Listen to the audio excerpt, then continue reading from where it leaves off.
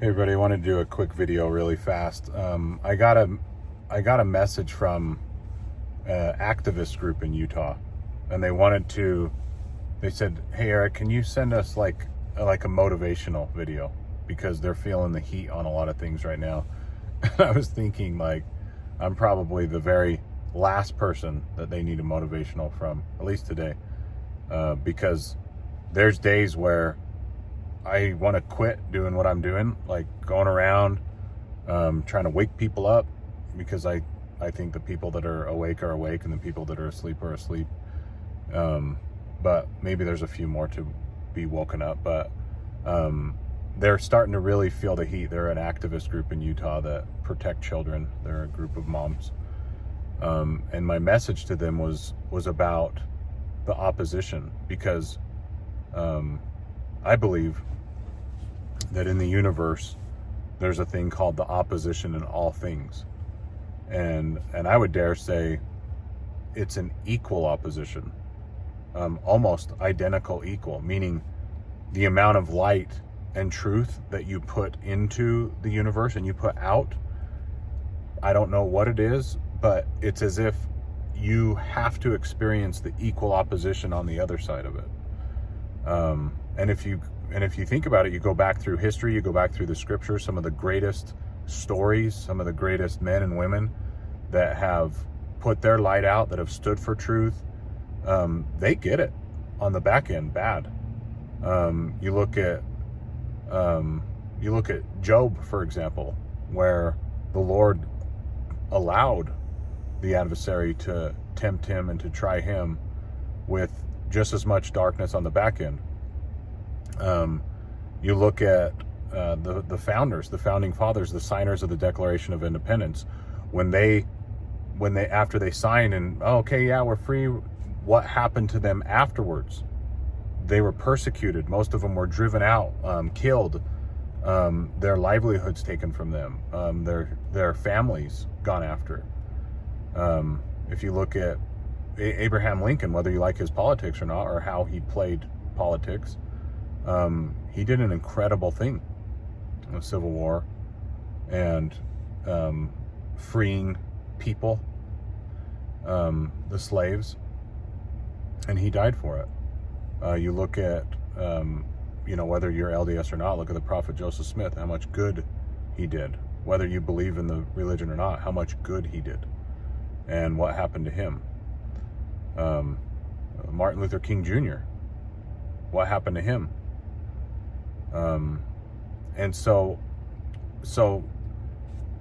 those peaks that you feel like right now, if you're starting to, like, not just believe these things, but actually do something about it, and you can, like, feel that strength, and then all of a sudden, either the next day, you hit the rock bottom.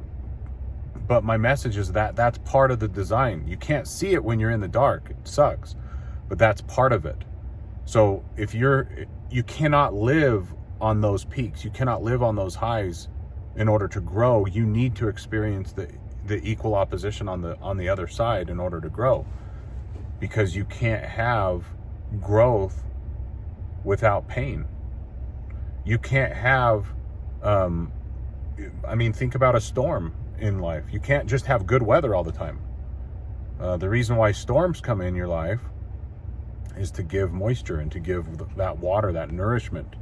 But during the storm in life, it's not fun. Especially putting your name out there right now. Like, if you've got jobs and you put yourself out there a little bit, and you're going to get hit with the other side. You're going to get hit from family members. You're going to get hit from friends. You're going to get hit from co-workers. And that's just on this side of the veil. That's not even to mention the other side of the hell that is ready to come after you. And so my message is that if you've been feeling like that you want to get involved and you want to start saying things, but then on the other side of it, you're feeling that opposition, that's okay. Like people that follow my accounts, they know who this is. A man named Jeffrey R. Holland once said that if the harder you try, the harder it gets, take heart, because so it's been with the greatest who have ever lived. And and God has sent you right now. Like, if you felt it, it's because he sent you. You have a specific mission.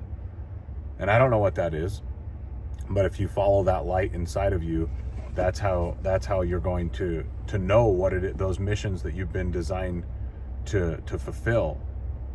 I was watching this documentary. I've said this before, so forgive me if I repeat it, but in this documentary I saw, it was talking about stars, and this guy studied, I don't know if it's called astrology or astronomy, but they had this computer software that could go back.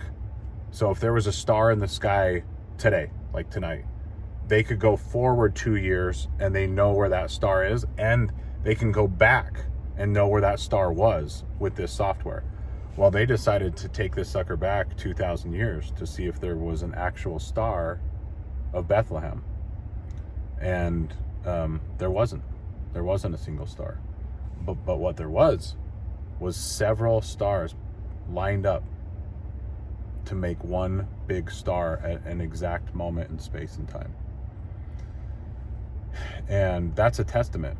That's a testament that God, in his majesty and in his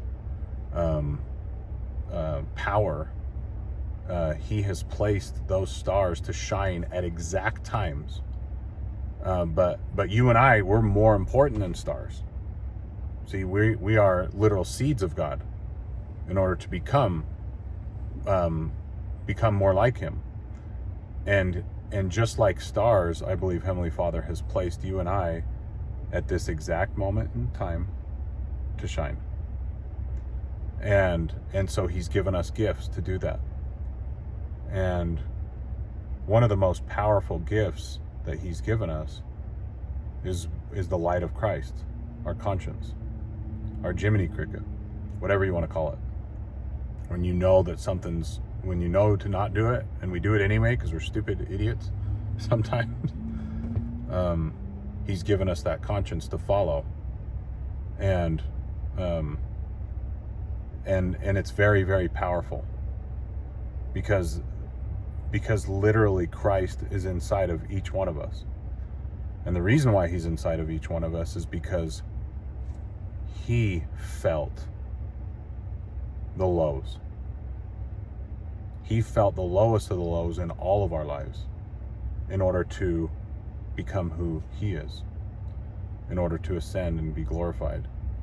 And so because he felt those lows, he has given us the ability to tap into that power so that we don't have to do it alone. Isn't that amazing? And so I just want to testify that we can do all things through Christ that strengthens us, like it says in the Bible. But we have to call upon his name. We have to be very, very specific what we need help with. And he gives us weaknesses so that we can become humble.